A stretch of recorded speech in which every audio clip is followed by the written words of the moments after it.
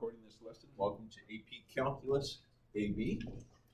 Our new lesson today is the fundamental theorem of calculus. Now, we're going to look at some true or false statements up front. We've been working with definite integrals as we've explored displacement problems and total distance problems.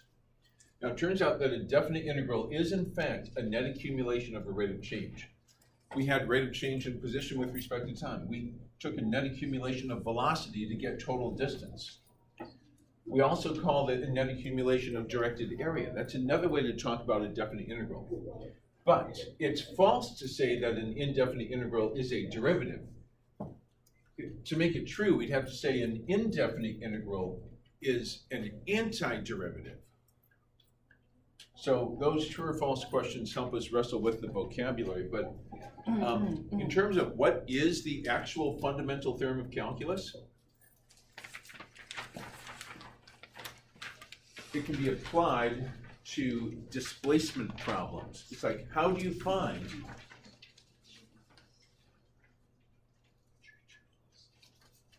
the sum of an infinite number of rectangles in a Riemann sum? You know that the integral from a to b of f of x dx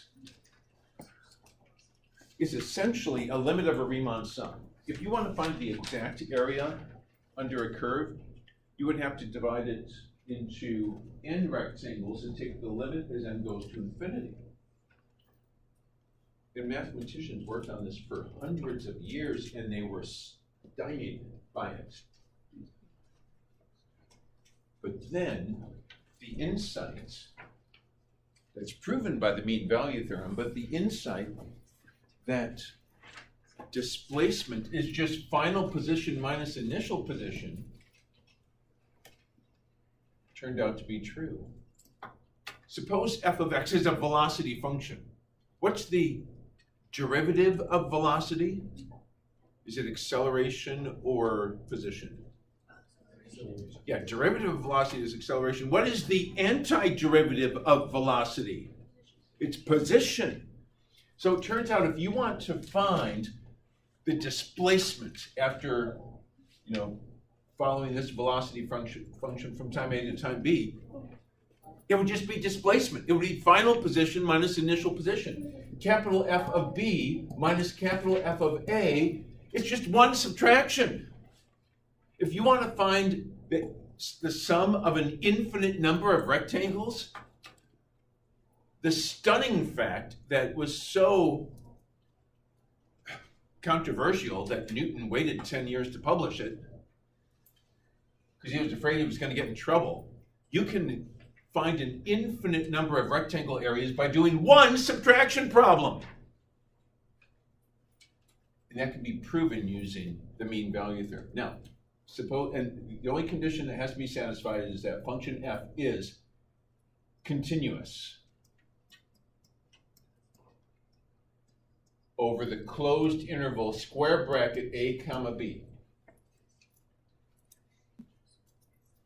If you have continuity, then you can evaluate a definite integral by simply doing one subtraction problem. It's breathtaking, and it happened in 1666 when Isaac Newton was home from college with his mom for 2 years because Cambridge was closed because of the Black Plague. It was during those 2 years that Cambridge University was closed that the entire framework of modern science, it's actually called classical physics, it's pre-modern at the time, the entire framework of classical physics came into Newton's mind, along with calculus. Shriana, go ahead. So the capital F represents the antiderivative of lowercase f. Yeah, so that means that if lowercase f is velocity, capital F would be position. Final position minus initial position, or displacement. That's why we've been working on displacement problems for 2 days in a row leading up to this. By the way, capital F is any function such that capital F prime of x equals lowercase f of x for all x on the interval a to b. Okay. So we're going to prove that after Thanksgiving, but today we just need to learn how to use it. And I want to give you an alternate representation of it if f is continuous over the closed interval a to b. We can sometimes say it like this. The definite integral from a to b of f prime of x dx is, notice I wrote it a little bit different this time. Instead of lowercase f of x, I wrote lowercase f prime of x dx. So what do you think the corresponding answer will be over here? Jack? F of b minus f of a. Is that lowercase f of b? Yeah, lowercase. Lowercase f of b minus lowercase f of a is correct.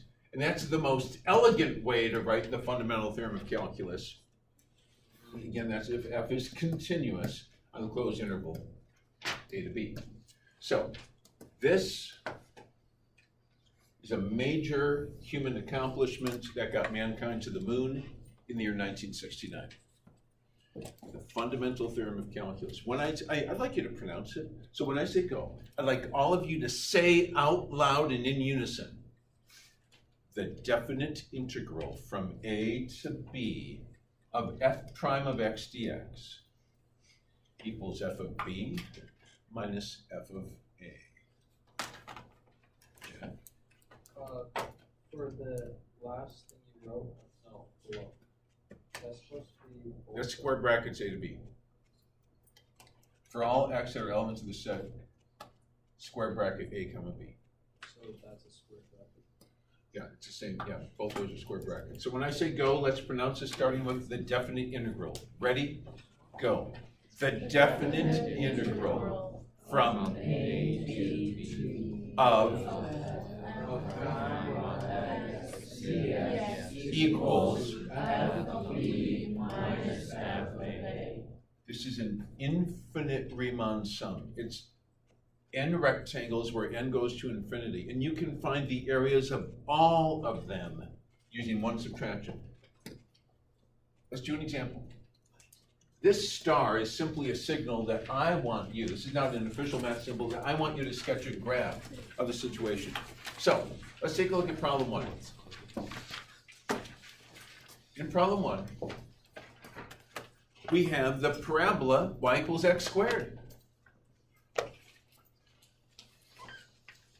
And so this parabola from 1 to 3 can be divided into 8 rectangles, 100 rectangles, or n rectangles where we take the limit as n goes to infinity. The person drawing the Riemann sum might go like this. Suppose it's a midpoint Riemann sum. They'll take the first golf ball right here, go to the curve, draw a rectangle. The second golf ball goes to the curve, they draw a rectangle. And the nth golf ball goes to the curve, they draw a rectangle. Then we take the limit as n approaches infinity of that Riemann sum.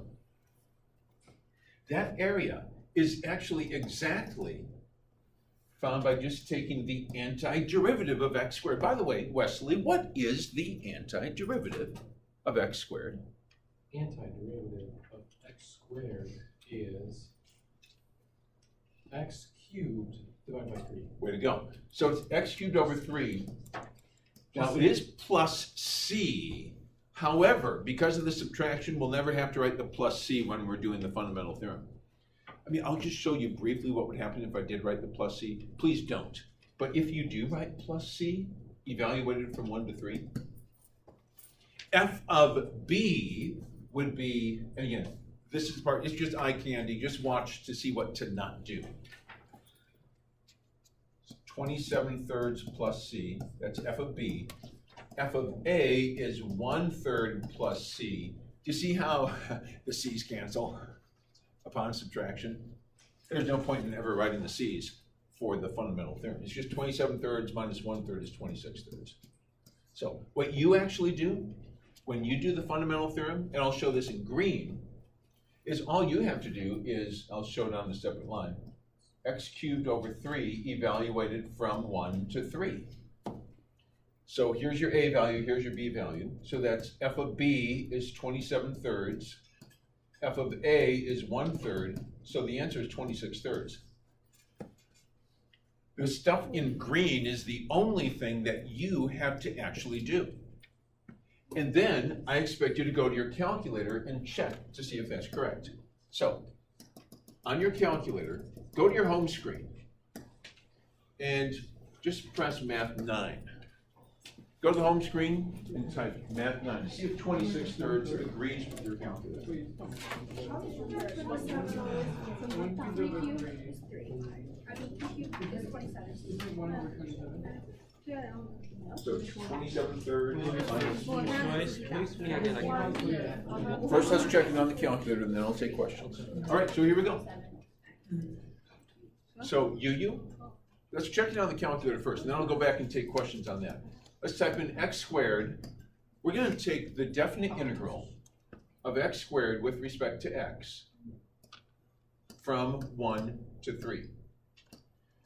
Now, if I do math 1, it'll convert it to fraction form. I get 26/3. That's exactly what the fundamental theorem gave me.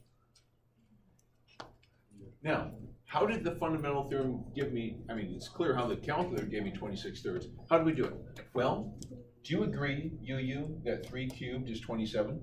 Yeah. Yeah, so f of b is 27/3 minus f of a is just 1/3. Yeah. All you gotta do is take 27 minus 1, 26/3. That is, not only is it the area under the x squared curve, between the x squared curve and the x-axis from 1 to 3, it would be your displacement. If you're traveling at x squared miles per hour from time x equals 1 to time x equals 3, you would end up traveling a total distance of 26/3 miles, so it's almost 9 miles.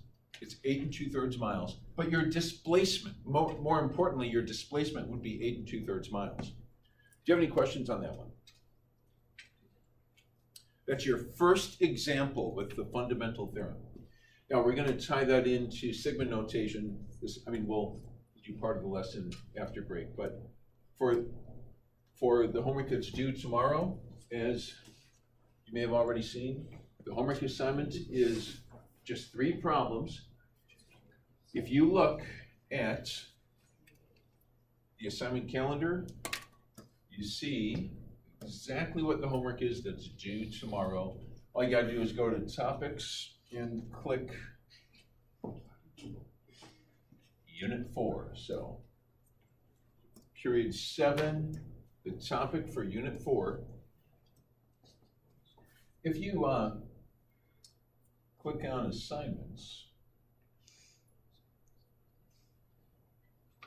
click that one more time. Okay, so click on assignments, they're updated. You can see that cumulative, okay, so Friday was 4.4b, that was where you took velocity as 40 cosine 2 pi t over 64 plus 10. You did a midpoint Riemann sum, right-hand Riemann sum with 50 rectangles. Tonight's homework is just 3 problems. It's assignment 4.5a, it's on the calendar, just do problems 5 star, 9 star, and 15. Tomorrow's a quiz. The Riemann sums are not on the quiz. The only thing that's on the quiz tomorrow, 4.1, is antiderivatives, families of functions, antiderivatives, and 4.3, which is use substitution. So I would recommend going over the homework, 4.1 and 4.3, before you come to class tomorrow for the quiz. Riemann sums will not be on the quiz. So let's practice what's going to be on the homework tonight. Number 3 looks scary, but it's a 4-second problem. FTC, DNA, you're done. Fundamental theorem of calculus does not apply. Can someone explain to me why the fundamental theorem of calculus cannot be applied to problem 3? You may want to go back and look at the fundamental theorem. Take a look at what is the condition that has to be satisfied before applying. All right, Eli, go ahead. Continuous. Good. You got to be continuous on the interval 0 to 5. This function has an odd vertical asymptote at x equals 3. There's a discontinuity. The fundamental theorem of calculus does not apply. This is called an improper integral. And we'll learn how to solve improper integrals second semester. But for now, it's a great opportunity to see when the fundamental theorem applies, when you have to check for it. So let's try number 4 together. Can someone tell me what is the antiderivative of the function x squared plus 5? Shriana. X cubed over 3 plus 5x. X cubed over 3 plus 5x is correct. It is plus C, but we're not going to write the plus C because on the fundamental theorem, the plus C always cancels. So let's evaluate that from 1 to 4. Class, I'm going to tour the room. Would you carefully take this antiderivative and evaluate it at 4, and then subtract from it the value of the antiderivative evaluated at 1. Try f of b minus f of a. Under apply the displacement. Oh, if I would do this without a calculator, do it by hand, no calculator. Be careful with your fractions. f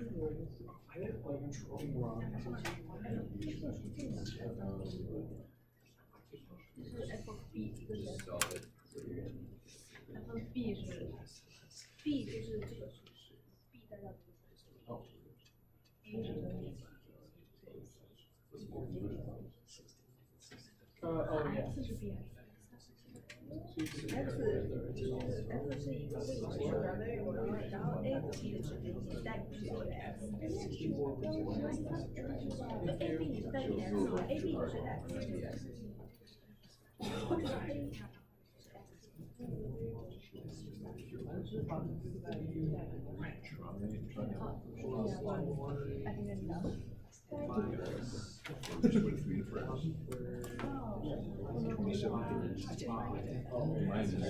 他为什么要放4a 加 b？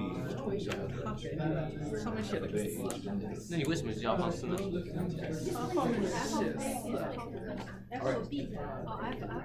So, those of you who are looking back at the previous example, here's f of b on the previous example, 27/3, minus f of a was 1/3. So last call for questions on the previous problem before we go over problem. Yeah, Sam. Why do you plug 3 in the front? Well, because the fundamental theorem says that the definite integral from a to b of f of x dx is f of b minus f of a. If this is f prime, yeah, just take f of b minus f of a. So, here's how we just put it forward. So f of b, in fact, I'll even put the thoughts up here. F of b minus, and here I'll call it capital F of b minus capital F of a. If you think of this as lowercase f of x, so capital F of b, this is, by the way, capital F of x, evaluated from 1 to 4. So capital F of b is going to be 64/3 plus 20. That's capital F of b.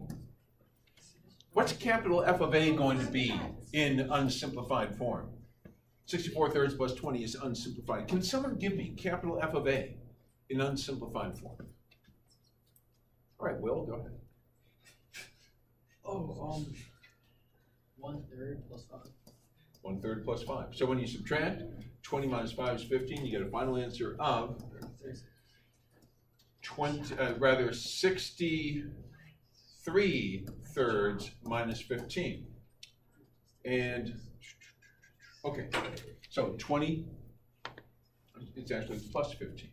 So 63/3 is 21, and 21 plus 15 is 36. So final answer on the calculator should come out to 36. Let's see if the calculator agrees with us. Let's do x squared plus 5. So on a Math 9, please type in x squared plus 5, and let's evaluate the definite integral from 1 to 4. So 1 comma 4 should give us 36. It does. Raise your hand if you were successful in getting the calculator to evaluate the definite integral. So type it in with a Math 9. Take the definite integral using Math 9 of x squared plus 5 with respect to x from 1 to 4.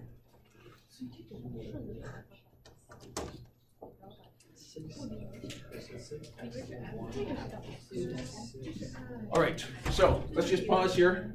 Let's try a fist to 5. 5 means you fully understand problem 4. You see how the fundamental theorem of calculus applies. 0 means you're stuck. This is complete mystery to you. So in 3 seconds, 2, 1, display your fist to 5 level of understanding for problem 4. All right, looks like we're all together here. We're in good shape. Let's go to number 5. I believe you can do number 5 a little more easily if you pull the 6 out front. So we have continuity on the closed interval, 0 to 5. Rewrite square root of x as x to the 1/2 dx. So what is the antiderivative of the x to the 1/2 function? I'll take a volunteer on this. Can someone give me the antiderivative? Like if this is velocity, if x to the 1/2 is velocity, what would the position function have to be? By the way, great review for tomorrow's test, because tomorrow's test you're going to have to know how to take the antiderivative of a function like this. Okay, Jack, you're on. So 2/3 x to the 3/2. It is 2/3 x to the 3/2. We're going to evaluate that from 0 to 5. So notice what Jack did. He added 1 to the exponent, and then he divided by the new exponent. He divided by 3/2, which is the same thing as multiplication by 2/3. So I'm going to keep the 6 out front.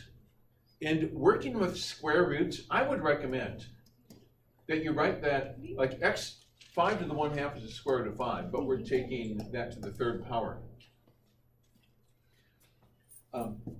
The algebra 2, and I'll put this in red, which means I'm going to delete it pretty soon.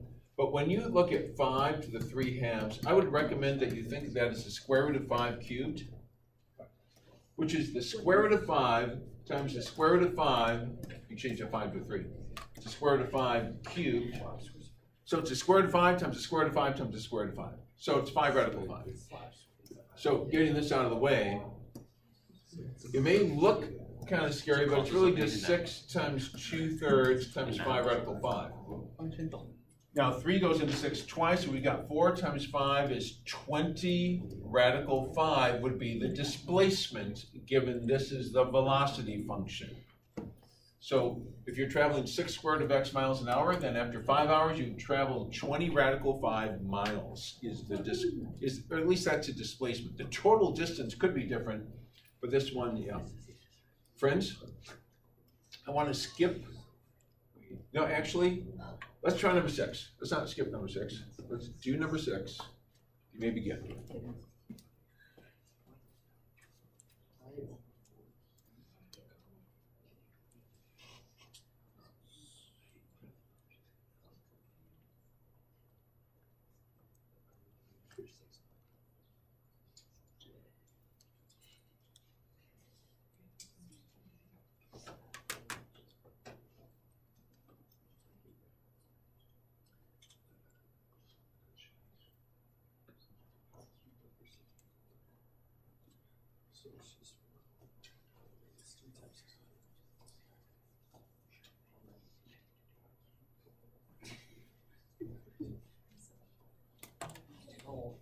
So it's just it's 3 times 6. Oh, is that what you did?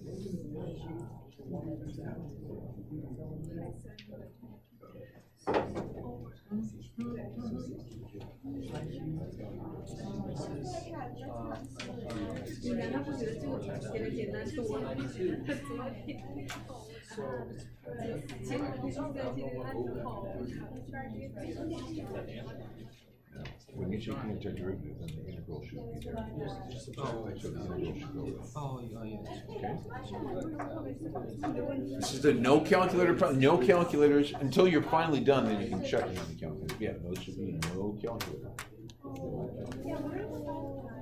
Okay. Here's what I see many of you doing. I see a lot of x cubed over 3's evaluated from 0 to pi over 4. Now it's always good news when one of the limits of integration is 0. That means all we have to do is f of b. The f of a will be 0. F of b minus f of a just collapses to f of b. So really all you got to do here is take 1/3 times pi over 4 cubed, and you could call that done. I mean, that is the exact answer. That's f of b, f of a is 0. Now, we could simplify it further. We could go 4 cubed is 64. I think 64 times 3 is 192.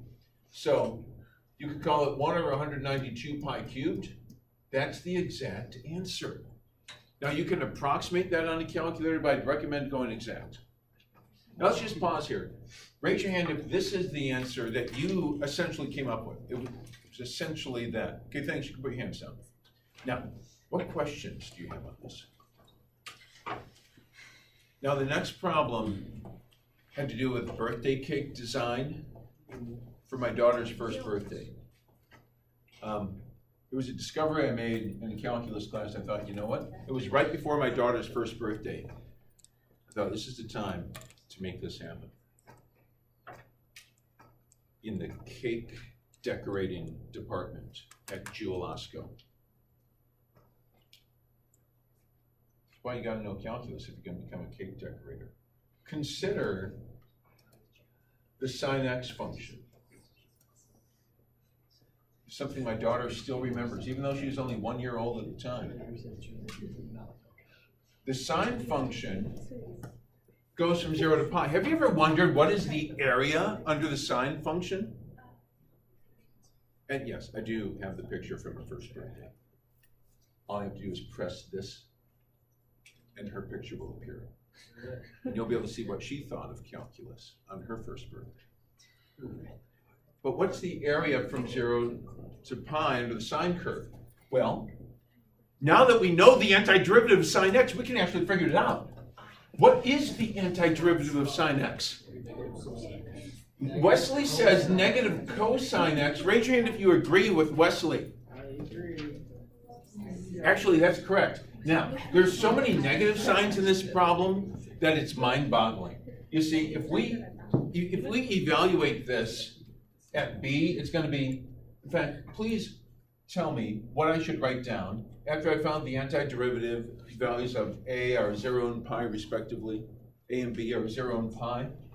What do I write next? Can someone guide me through the work that has to be shown? What do we write next? All right, Jack, you're on. Negative cosine pi. Negative cosine pi Minus negative cosine 0. minus negative cosine 0. Lots of negative signs, but there's more coming. What is the cosine of pi? Jason. Think of the unit circle. Pi radians, what's the cosine of pi? Negative 1 is correct. Proud of you. Minus negative, and then what's the cosine of 0? Class? Opposite negative 1 minus negative 1. Wait, it's 1 plus 1. I knew I was going to need that someday. It's 2. The area under the sine curve from 0 to pi is exactly 2. So when I was thinking, how am I going to decorate my daughter's birthday cake for her first birthday? I thought, oh, instead of going from 0 to pi,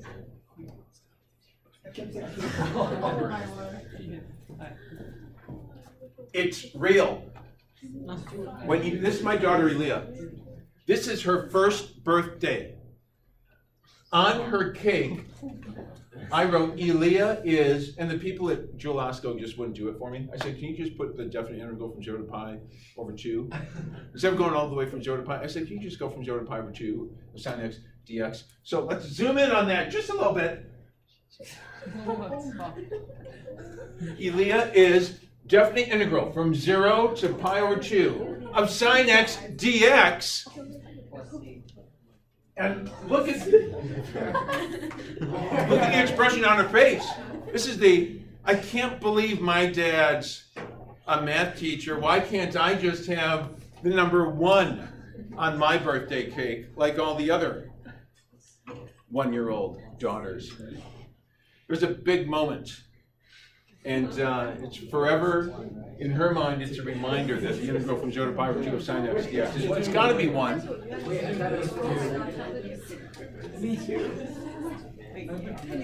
So then on her second birthday, it's less work. On her second birthday, we just had to go from 0 to pi. It's exactly 2. So now let's see if anything that I taught my daughter is actually correct. Let's go to Math 9 on the calculator.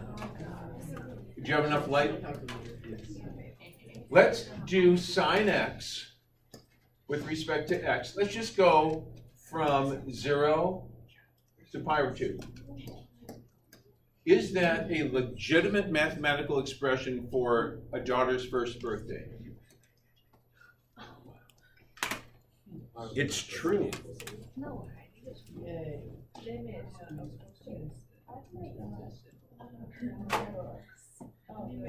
一减 cos x over x。 It's exactly 2. From 0 to pi.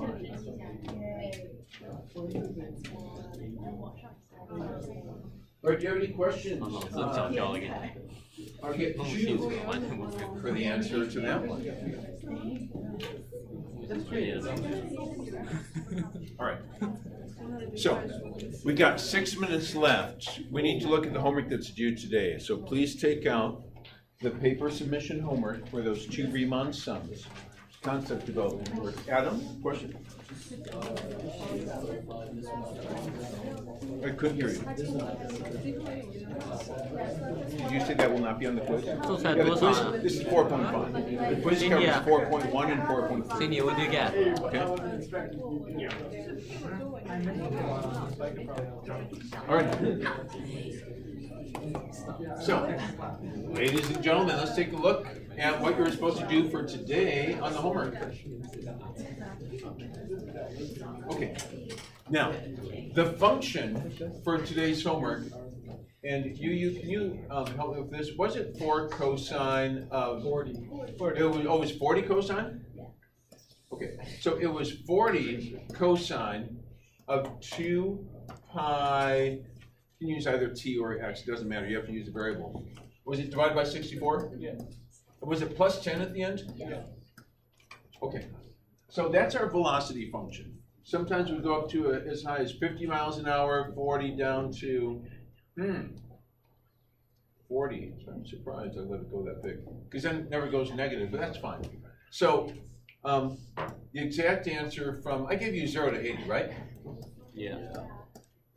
So the exact answer for both, yeah, that's weird, because your displacement and your total distance would be the same. It doesn't matter whether you put absolute value on there.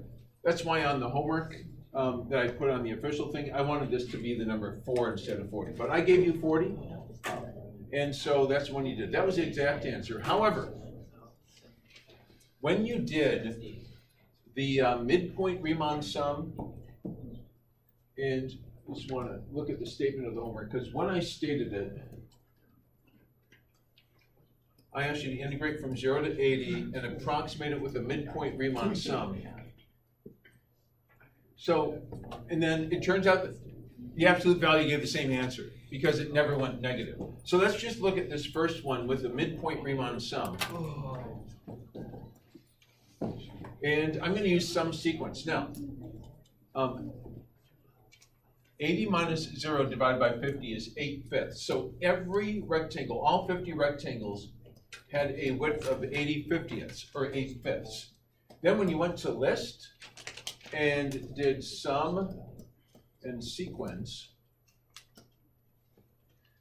you had to first of all type in the function, which was 40 cosine of 2 pi x divided by 64 plus 10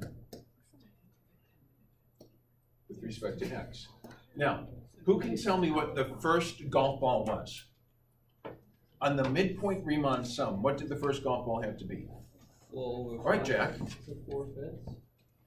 Yeah, it would be 0 plus 4/5, or you're just playing 4/5. It would have to be half of the width. Good call on that. So 4/5. The last one had to be 80 minus 4/5.